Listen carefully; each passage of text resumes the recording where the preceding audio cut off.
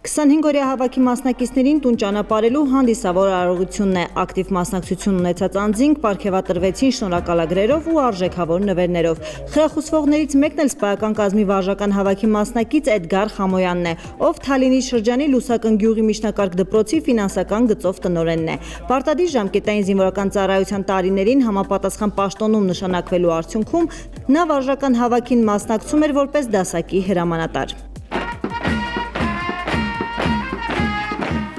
Ծանոթությունը ստացել եմ ապրիլի վերջին, անկեղծ ասած ուրախացել եմ, որովհետև դրանից առաջ իմ ընկերներին, որ գալիս էր, տխրում էի, մեծ սիրով ներկայացել եմ, չնայած բոլոր դժվարություններին, աշխատանքի բերումով, ընտանեկան հարցերին,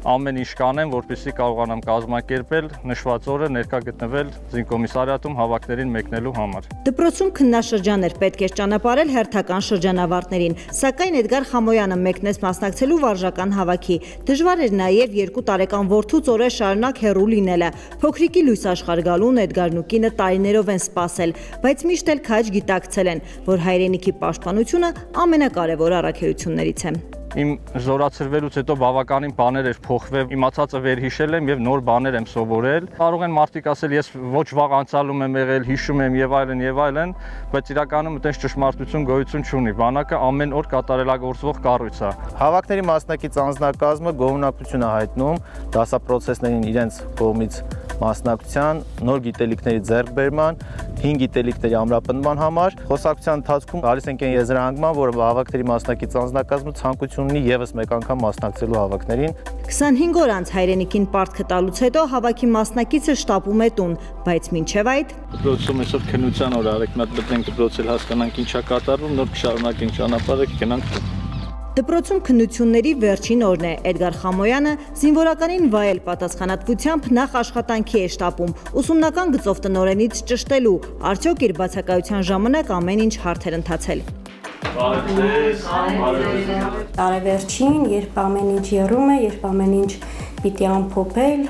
տարին ավարտել եւ հանկարծ ընկեր Խամոյանը պիտի գնա։ Մեր դպրոցից միայն ընկեր Խամոյանը չի, որ մեկնել 25-օրյա վարժանքների, մեր զենղեկնել է, մեկնել երկուսն էլ իրենց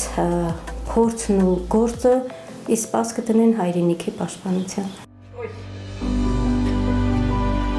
Եվ ահա այնքան սպասված հանդիպումը։ Մինչև այս 2 տարեկանը նոր բոլորած փոքրիկը հորից հեռու երբեք չէր եղել։ Կարոտել էր այնքան, որ գրկից իջնել չէր ցանկանում։ Սովորած բառերի ցանկում 25 օրերի ընթացքում ավելացել են եւս 2-ը՝ բանակ ու զինվոր։ Անընդհատ հարցնում էր. «Պապան ուրա, երբ կգա, հիմա կգա,